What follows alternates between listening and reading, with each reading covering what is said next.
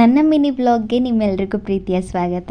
ಇವತ್ತು ಏಪ್ರಿಲ್ 2 ನನ್ನ ಲೈಫಲ್ಲಿ ಬರ್ತ್ಡೇ ಡೇಟ್ ಮತ್ತು ಆ್ಯನಿವರ್ಸರಿ ಡೇಟ್ ಮಾತ್ರ ಸ್ಪೆಷಲ್ ಆಗಿತ್ತು.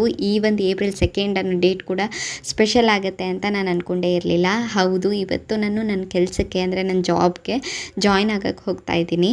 ಇವತ್ತಿನ ದಿನ ನನ್ನ ಲೈಫ್ನ ಟರ್ನಿಂಗ್ ಪಾಯಿಂಟ್ ಅಂತಲೇ ಹೇಳ್ಬೋದು. ನಾನು ಹೋಗಬೇಕಿರೋದು ಮೈಸೂರಿಗೆ. ನಮ್ಮೂರಿಂದ ಮೈಸೂರಿಗೆ ಹೆಚ್ಚು ಕಡಿಮೆ 1 ರಿಂದ 1.5 ಅವರ್ ಟ್ರಾವೆಲ್ ಆಗುತ್ತೆ. ಅದಕ್ಕೆ ಇವತ್ತು ಸ್ವಲ್ಪ ಬೇಗ ಎದ್ದು ಸ್ನಾನ ಎಲ್ಲ ಮುಗಿಸೋಷ್ಟರಲ್ಲಿ 6 ಗಂಟೆಗೆ 10 ನಿಮಿಷ ಮಾತ್ರ ಉಳ್ಕೊಂಡಿತ್ತು. 6:15ಗೆಲ್ಲ ನಾವು ಮನೆ ಬಿಡಬೇಕಾಗಿತ್ತು. 6:20ಕ್ಕೆ ಬಸ್ ಇರೋದ್ರಿಂದ ಬೇಗ ರೆಡಿ ಆದೆ. ಇನ್ನು ಇವತ್ತು ಜಾಬ್ಗೆ ಜಾಯ್ನ್ ಆಗ್ತಿರೋ ಫಸ್ಟ್ ಡೇ. ದೇವ್ರ ಮನೇಲಿ ದೀಪ ಹಚ್ಚಿದೆ ಹೆಂಗೆ ಅಲ್ವಾ, ಅದಕ್ಕೆ ಬೇಗ ದೀಪ ಹಚ್ಚಿಬಿಟ್ಟು ಪೂಜೆ ಮುಗಿಸ್ಕೊಂಡೆ. ನಮ್ಮೂರಿಂದ ಟೌನಲ್ಲಿ ಇರೋ ಗೌರ್ಮೆಂಟ್ ಬಸ್ ಸ್ಟ್ಯಾಂಡ್ಗೆ 10 ನಿಮಿಷ ಜರ್ನಿ ಆಗುತ್ತೆ. ನಾನು ಹೋದೆ, ಅಷ್ಟರಲ್ಲಿ ನನ್ನ ಫ್ರೆಂಡ್ಸ್ ಕೂಡ ಬಂದರು. 4 ತಿಂಗಳಾಗಿತ್ತು ಅವ್ರನ್ನ ನೋಡಿ. ನಾವು ಡಿಸೆಂಬರಲ್ಲಿ ಒಟ್ಟಿಗೆ ಟ್ರೈನಿಂಗ್ ಮುಗಿಸ್ಕೊಂಡಿದ್ದು. ಆವತ್ತಿನ ದಿನ ಲಾಸ್ಟ್ ಡೇನೇ ನಾನು ಅವ್ರನ್ನ ಲಾಸ್ಟಾಗಿ ಮೀಟ್ ಮಾಡಿದ್ದು. ತುಂಬ ದಿನ ಆದಮೇಲೆ ಅವ್ರನ್ನ ನೋಡಿ ಖುಷಿ ಆಯಿತು. ಬಟ್ ಅವ್ರಿಗೆ ಸ್ವಲ್ಪ ಬೇಗ ಅಂದರೆ ಜನವರಿಲಿನೇ ಕೆಲಸ ಆಗಿತ್ತು.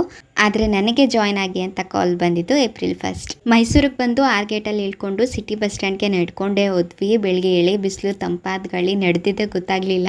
ನಾನು ಹೋಗಬೇಕಾಗಿದ್ದು 9:30-10 ಗಂಟೆಗೆ. ಬಟ್ ಆಮೇಲೆ ಒಬ್ಬಳೆ ಬರಬೇಕಾಗತ್ತೆ ಅಂತ ಇವ್ರ ಜೊತೆ 7:15ಗೆ ಬಂದು ತಲುಪಿದ್ದೆ. ಅಲ್ಲಿಂದ ಮತ್ತೆ ಸಿಟಿ ಬಸ್ ಹತ್ಕೊಂಡು ನಾವೆಲ್ಲಿಗೆ ಹೋಗಬೇಕಾಗಿತ್ತು ಅಲ್ಲಿಗೆ ಹೋದ ಕೆಲಸ ಮುಗಿಸ್ಕೊಂಡು ಸಂಜೆ ನನ್ನ ಹಸ್ಬೆಂಡ್ಗೆ ಕಾಲ್ ಮಾಡಿದೆ.